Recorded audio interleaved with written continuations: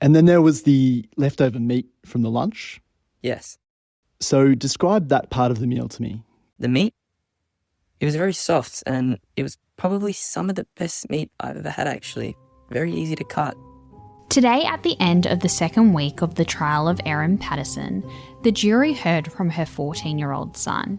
He talked about the leftovers of the lunch, her interest in mushrooms, and her strained relationship with his dad. I'm Brooke Grebert-Craig, and this is The Mushroom Cook. Hi Laura, it's Friday. We've made it to the end of the second week. We did have a short day today, so it will definitely be a short episode, but rest assured we'll have a longer subscriber episode on Sunday where we talk about the timeline of the events that we have heard in court so far. So today the jury heard the last 10 minutes of Erin's daughter's testimony. They also heard from Erin's son. That's what you heard at the start of the episode, and it was his words but not his voice. So the son's interview was set up in the exact same way as his sister's. It was a pre-recorded video from August 2023. Laura, can you set the scene for our listeners? What did the room look like that they were being interviewed in? I'm glad you asked that question because I realised we didn't touch on it yesterday when his sister was giving evidence. We really focused on Erin's reaction in court in the dock where she was becoming quite emotional seeing them pop up on the screen. But in terms of what everyone in court could see, it was an interview room in Morwell, but it wasn't cold as you might think an interview room would be. This was clearly a room used for interviewing children.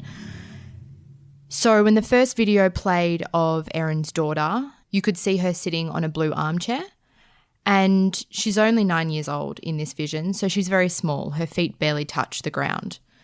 In front of her is a table with some pencils and some paper, but they weren't used during the interview.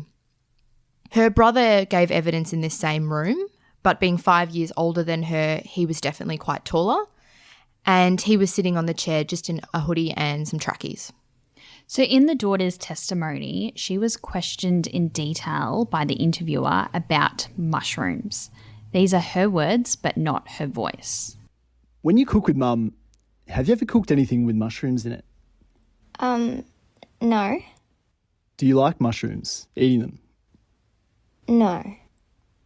Have you ever been mushroom picking? No. No. Have you ever seen a mushroom growing out in the wild? Oh, wait, I did see some at school once. So we heard the interviewer ask a lot of different questions about mushrooms, and really Erin's daughter didn't have a lot to say. But Laura, she did talk about cooking with her mum. Yeah, that's right. The interviewer asked her whether or not her mother was a good cook and whether she enjoyed cooking. And the girl answered yes to both of those questions. And she expanded a little bit further and said, we make cupcakes or muffins or brownies. And then the jury went on to hear Erin's son's testimony. You know, I think the jury were able to get a greater insight into that family dynamic through the boy's perspective. And this was especially because his interview went for a lot longer. So the recording of her son went for 1 hour and 40 minutes. And considering he is 5 years older than his sister, he was able to expand a lot more on his answers. And for example, he spoke about the relationship between his mum and dad. What can you tell us about that, Laura? So he spoke about how they stopped living together when he was younger. And to remind our listeners, that was in about 2015 that they permanently separated. And he said they weren't great at relating to each other. The interviewer then asked a number of questions about the lead up to the lunch and how their relationship was at that point. These are his words, it's not his voice. How would you describe your mum and dad's relationship, probably of recent times? Before the lunch, it's all just very negative. I know Dad does a lot of things to try to hurt Mum. Such as? Like messing around with the school. Mum didn't put his name on the billing for the school. Like the school fees? Yeah. Dad really wanted to be on that so he could have access to all the events. He went on to say, Dad wouldn't talk to Mum about that. He would just ring the school and tell the school to put his name on the billing. Soon after, in the interview, the boy was asked a few more questions about his relationship with his dad. He explained how he and his sister weren't staying at his dad's house in the 12 months before the lunch. Again, these are his words, it's not his voice. He kept trying to convince me to go to his, and I told him, I'm sorry, I didn't want to because he never did anything with us over the weekends. The interviewer then asked about the hours and days after the lunch, and the son actually confirmed that he wasn't there at the meal.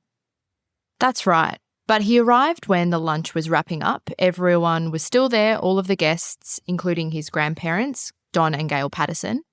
And he said he spoke with his grandfather for a little bit about his flying lessons. Soon after, the guests left, and the 14-year-old said he helped clean up the table.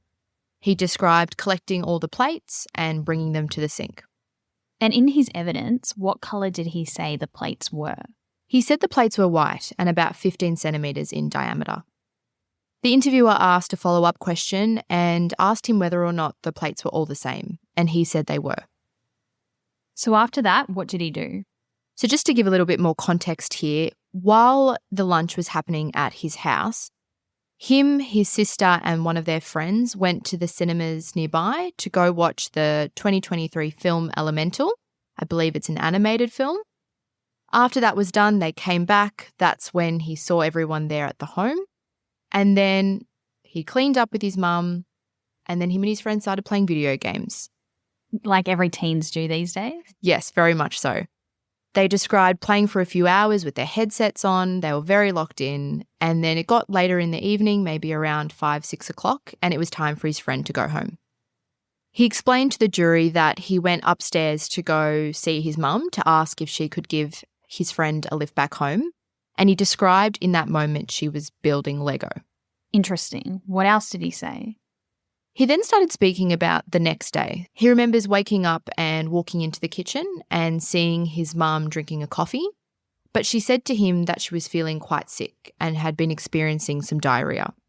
The boy's sister gave the same evidence yesterday and said that because their mum was feeling sick, they didn't go to church that day. And then that night, the kids ate leftovers of that meal that the guests ate on July 29. He was asked by the interviewer what they ate, and he said it was potatoes, beans, and the leftover meat from the lunch. That's what you heard at the top of the episode when Erin's son was explaining about the meat that he ate. The interviewer asked him how he knew it was the leftover meat, and he said he asked his mum whether or not that was the leftover meat from the day before, and she confirmed that it was. And he remembered seeing her cook it in the kitchen on the Saturday morning prior to the lunch, saying it appeared that she was cooking it in a fry pan. Just like the interviewer did with his sister, he was asked a few questions about mushrooms, and one of these questions evoked a memory he had of a period of time during the pandemic. He explained how him and his mum took a walk through the botanic gardens near their home, and they spotted some mushrooms that were growing. Again, these are his words, it's not his voice. It was just a very fond memory in my head. We were talking about how mushrooms grow, how they grow with the trees, and they support each other.